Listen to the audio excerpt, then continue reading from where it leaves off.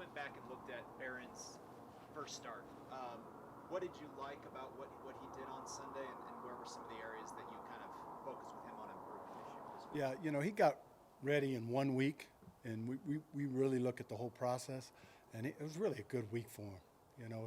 He took the signals, directly from the play caller, and just got better every day through the week. And he had a lot of productivity in the game, and I just think that it'll escalate, and he'll just keep getting better and better. So every practice day out here is a bonus, and it's a chance to improve.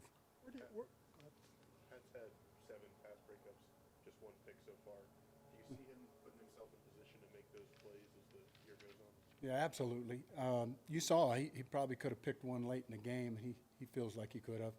But the more times you're in position, the more opportunities you're going to get, and he's on the proper path for that happening. Vic mentioned Kyle Fuller being one of the nickel candidates this week.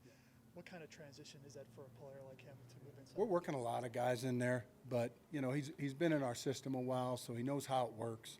So you slide him in there with veteran guys, and he'll be able to be very effective. How do you think he played in the fourth quarter, and how does he fit in there? Just like Yeah, he's part of all the nickel dime equations that we have, along with Stearns. So he's ready to go, and he'll have a role in this game. Ed, what was your reaction to the Von Miller trade? Yeah, the first thing that comes to your mind is this guy's, had some great contributions for 10 years here, and he's loved by everybody around him. But we do know the landscape of the NFL, sometimes changes happen, and they happen to decorated players. The first thing we do, after, we wish him well, is then we look at, how are we progressing, with the younger guys and the group we put together, and they're off to a pretty nice start last week. And they're working hard, and John Pagano's working around the clock to help that group develop faster.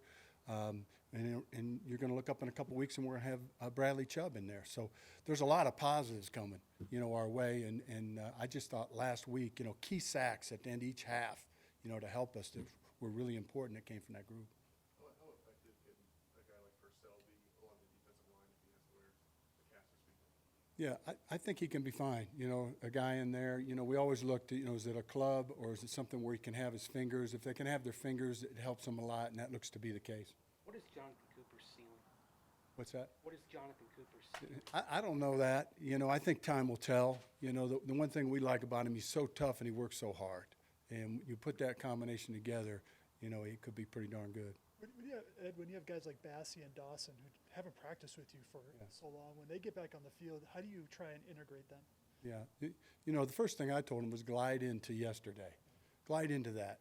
They can do all the running they want, but when you have to react to people coming to block you from different angles and so forth, it's a change. It's a change. You can't recreate football without playing football. So we thought it was a great day for both of them yesterday. Really did. I always test them on what's their reaction, and then how do they feel today. So I didn't see any unusual soreness. So those are both moving in the right direction.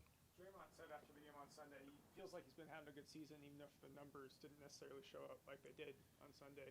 Do you agree with that, and what kind of led to that breakout game? Yeah, I don't know what led to it. I think he's been solid. I think you're going to see more production coming if you're counting sacks and hurries and those kind of things. But it's the work of the whole group.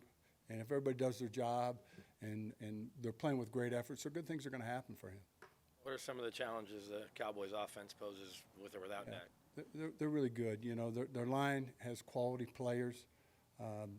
Joe Philbin is an excellent line coach, so they really block well. They have as good a runners as you can find in the game. And then, they have an excellent quarterback. And I'll keep going on. They have the wide receivers and so forth. So, we're up to this task. We really are. We're going to have to be as disciplined as we've ever been in our gap control, and our tackling has to be on point. And then we're going to have some great cover outside. There's going to be one-on-ones out there, and, we really see that our guys can be effective. What did Kenny do to get himself up to speed so quickly? What's that? Kenny, what did he do to get up to speed so quickly? Kenny Wow. He just around the clock. He came in, and, it was a crash course. He's played NFL football, which really helps. But this week you can take a little bit of a breath because he's heard the calls before, you get more practice time. So I just think the arrow will keep going up and up and up. Dallas ran a couple of plays last week where they had 71 and 66 in the backfield. Yeah. What kind of challenge is that for a defense? Well, it's something you got to go through and you got to fit, and that's something McCarthy did all the way back at Green Bay. They had a package like that, and these guys have fingerprints, and they still show through the years. So just part of normal preparation. Thank you, Ed. Thank you, guys.